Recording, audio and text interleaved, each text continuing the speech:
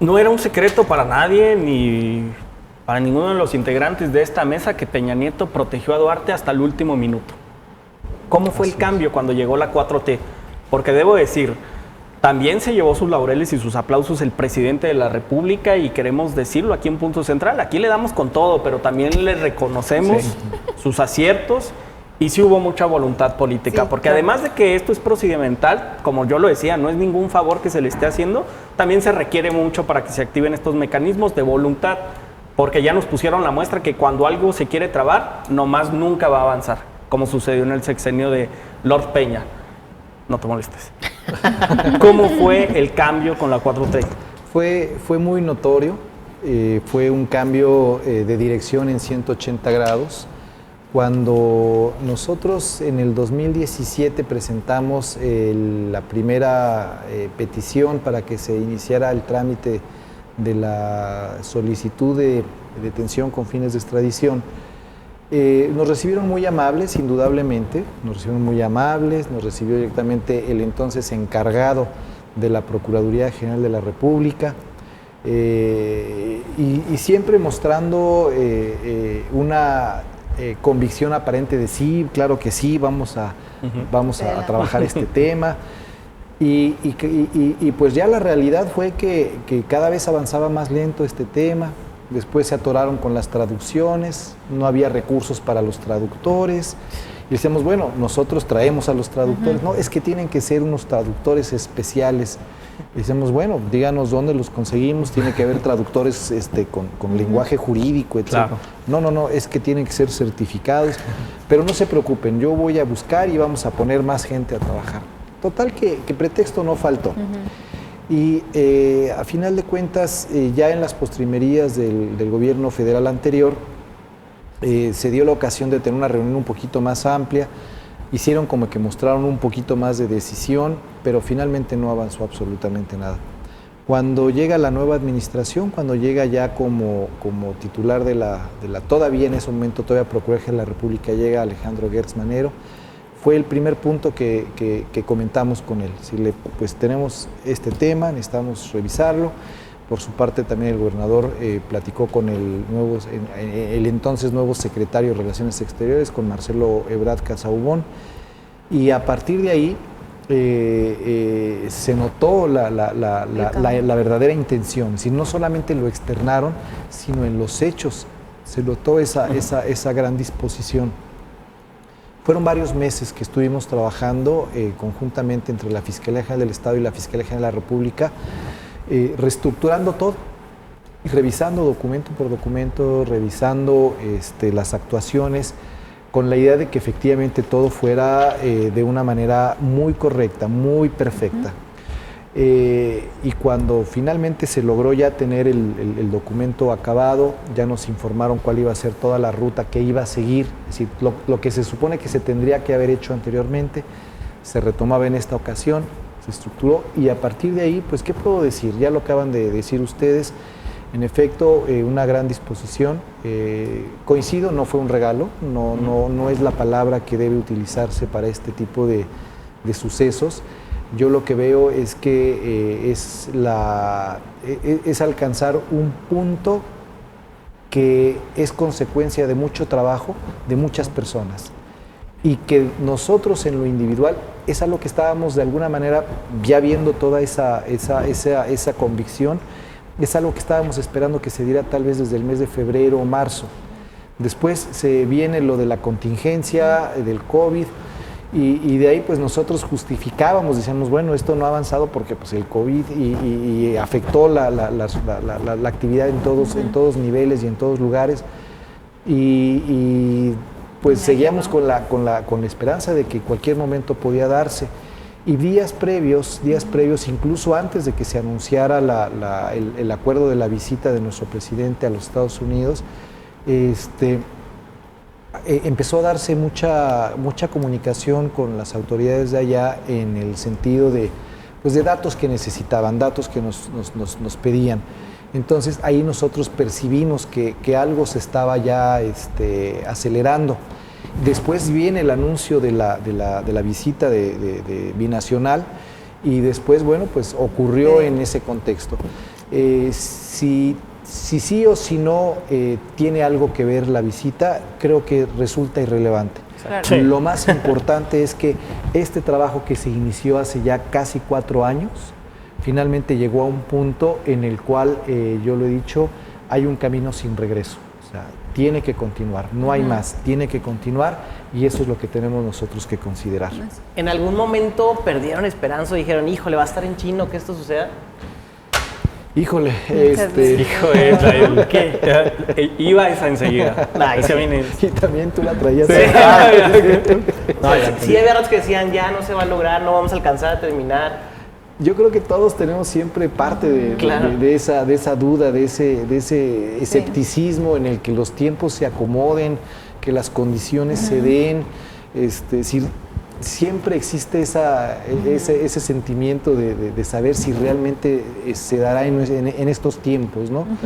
Por esa razón es que cuando sucedió, todavía tienes cierta incredulidad y a pesar de que te dicen ya, y dices, pues sí, pero Seguro. Seguro. como dicen como Santo Tomás, ¿no? Hasta no ver.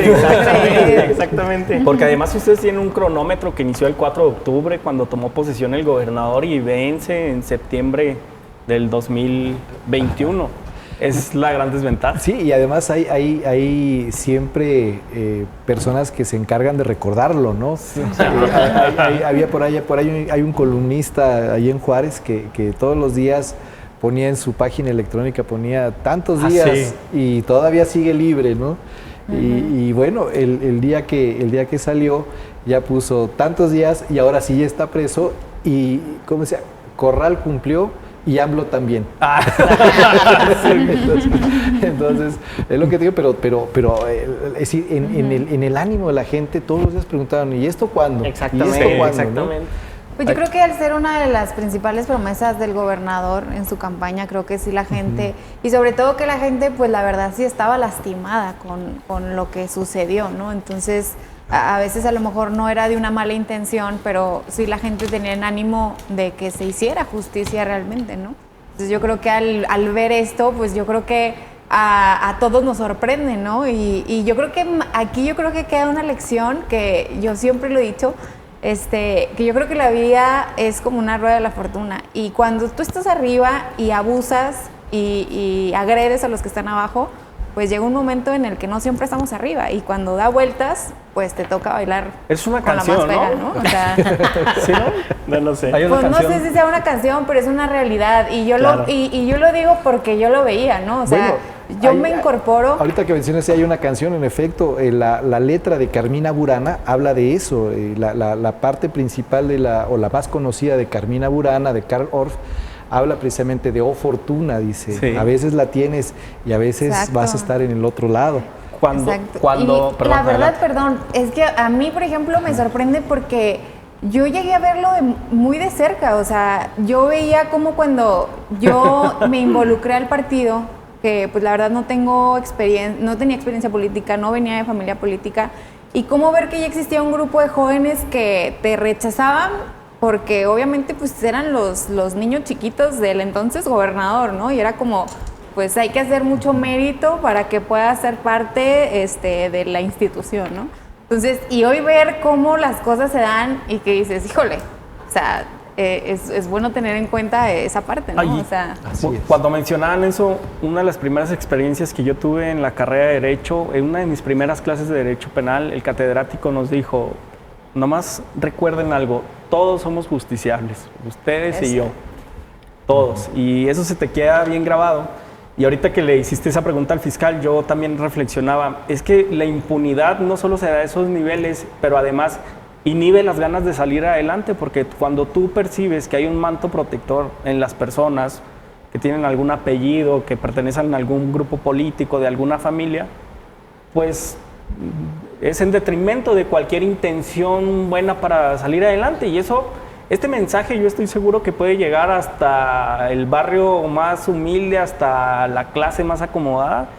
Y la contundencia de decir, el que se atreva a hacerla la va a pagar, no solo va a estimular la democracia, sino que va a cimentar el Estado de Derecho en Chihuahua. Y no en esta administración, para las que vienen, para cualquiera que quiera competir. la vara va a estar altísima. Sí, yo hace poquito platicaba con una persona también muy empoderada y me decía, acostúmbrate, así es la política. Sí, y así es esto, y las cosas se hacen de esta forma, y mira, pasan cosas malas, pero mientras hagas esto está bien. Y yo, no es posible. Exactamente. No es posible, es lo que tenemos que cambiar. No debe ser esa la regla con la cual nos debemos conducir, por el contrario. Ustedes son de la generación que los llamo a ustedes la generación del cinturón de seguridad, porque hasta la generación de ustedes es cuando la gente empezó a utilizar el cinturón de seguridad. Cierto. Antes de eso, el cinturón de seguridad era un aditamento a veces hasta inútil porque te estorbaba, ¿no?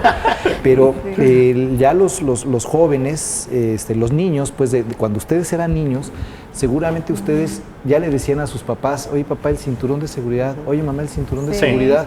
Y ustedes ya a esa edad se subían y automáticamente, pum, se ponían el cinturón de seguridad. O sea, los tiempos han cambiado, exacto, realmente han cambiado, y no tenemos que acostumbrarnos a lo malo, hay que acostumbrarnos a lo bueno, a lo correcto, a lo debido. Pero además hay que partir de la base que esta regla debe imperar en todas las cosas que hacemos. Si nosotros queremos buenos resultados, queremos gobernantes derechos, hay que ser derechos también nosotros. ¿Sí? Hay que abandonar, y bueno, no me quiero meter en demasiada polémica, pero hay que abandonar, por ejemplo, la cultura de los coches chuecos. Hay que abandonar la cultura de traer el coche sin placas, hay que abandonar la cultura de robarse el agua, hay que abandonar la cultura de colgarse de la energía eléctrica. O sea, en esas cosas tan simples hay que ir corrigiendo, hay que ir mejorando, porque eso es lo que nos va a permitir ascender en el siguiente nivel para las cosas que tenemos que hacer de manera correcta. Y en ese orden, pues entonces ya podremos también aspirar a tener en todo el orden un orden debido y alejarnos de las prácticas corruptas, porque a final de cuentas todo lo que se desvía de su cauce es finalmente corrupción, ¿no? Y eso a todos nos conviene, a toda la sociedad. También hay algo importante aquí, fiscal. Los modelos de justicia restaurativa no es nada más metan a todos a la cárcel a la mínima sospecha de que se cometió un delito, sino reparar el daño y regresar todo lo que se llevaron. Creo que eso también marcaría un precedente, no solo en Chihuahua, sino en todo el país. ¿Es optimista con que pueda ocurrir? Que ya también ocurrió. Bueno, de hecho eso es parte del trabajo que estamos realizando, buscando los activos donde quedaron, buscando recuperar parte de lo que se llevaron. Esto es difícil porque las rutas del dinero no siempre las puedes identificar. Y en esta trama que se vivió aquí en el estado de Chihuahua, tú vas siguiendo la ruta y de repente, pum, retiros de 100 millones de pesos, ¿no? ¿Y cómo? ¿Y a dónde los mandaron? No, pues sacaron en efectivo, pues ¿cómo? Caray. Pues así se dieron ese tipo de cuestiones, movimientos. Y claro, hay por ahí algunos testimonios que te dicen, que te hablan respecto de las maletas y que luego las maletas las llevan a no sé dónde. Y pues bueno, tratando de estructura, pero finalmente el dinero no está en una cuenta, el dinero no está en un activo. Pero pues donde estamos encontrando activos, donde estamos encontrando recursos, ahí estamos haciendo la parte que corresponde para que efectivamente ese dinero que debió haber sido destinado a educación, a salud, a seguridad, que regrese a donde tenía que haber o surtir los efectos que tenía que haber logrado. A veces nos abstraemos de la realidad del contexto y decimos, ¿por qué tantos homicidios? ¿Por qué tanta consumo de drogas, etcétera? Pues precisamente por eso, porque los recursos que tenían que estar destinados a la inversión en seguridad pública no llegaron. Y por eso cuando inicia este gobierno, llegas y te encuentras con 2,000 patrullas y dices, mira, 2,000 patrullas. Sí, pero servían 100. O sea, 1,900 patrullas no servían, obsoletas, descompuestas, sin piezas, yonqueadas. Es decir, ¿cómo podemos nosotros entonces abstraernos de esa realidad? Y cuando de repente haces una investigación y te encuentras con que el medicamento que tenían que suministrar a las personas en un tratamiento de cáncer era agua destilada, dices, oye, esas cosas no pueden, no deben pasar. No. Entonces, todo eso es lo que sucedió precisamente por los recursos que dejaron de llegar a donde tenían que llegar. Y eso es lo que no hay que perder nunca de vista. Totalmente. Cuando estaba Duarte en el poder, ¿usted estaba en PGR? En efecto, estaba yo en la Procuraduría General de la República, estaba como delegado de la PGR aquí en el estado de Chihuahua. ¿Qué pensaba cuando veía a la distancia lo que estaba ocurriendo en Chihuahua? ¿O alguna vez se le ocurrió que usted iba a llevarlo a la cárcel? Híjole, esa es una muy buena pregunta. Fíjate que de hecho, por el tipo de trabajo que yo desarrollaba, pues había mucha interlocución con el gobierno del estado. Y desde luego tu contexto es más allá de lo político. Tú estás en el tema de seguridad. Pero ya se escuchaban cada vez de manera más recurrente lo que estaba sucediendo en el gobierno estatal. Yo recuerdo una primera denuncia que llegó a la delegación de la PGR, que tenía que ver precisamente con el tema del banco. ¿Del banco? Sí. El Banco Unión. Y en aquella ocasión, yo recuerdo que cuando llegó, la leí, le di una revisada completa e inmediatamente empezamos a realizar nosotros las indagatorias. Se juntó mucha información, pero así de manera muy, muy rápida. Y a los 15 días más o menos de oficinas centrales de la PGR, llegó la instrucción de que esa carpeta, esa averiguación previa todavía, la estaba trayendo una unidad especializada. Entonces, con toda la documentación que ya se había reunido, se turnó a esa unidad especializada y de ahí ya dejó de estar en nuestro ámbito. Pero ya era muy clara la percepción de lo que estaba sucediendo. Y alguna persona con las que teníamos esa interlocución del gobierno del estado, en la plática en corto decían, bueno, pues es que el problema, este señor es que de plano, dice, no deja pasar una, es tremendo. Una voracidad. Sí, entonces, y gente cercana a él o gente que estaba en su propio gobierno, es decir, esto creo que ya llegó un momento en el que se volvió ya algo escandaloso. Y precisamente cuando tuve yo la oportunidad de platicar con nuestro gobernador Javier Corral,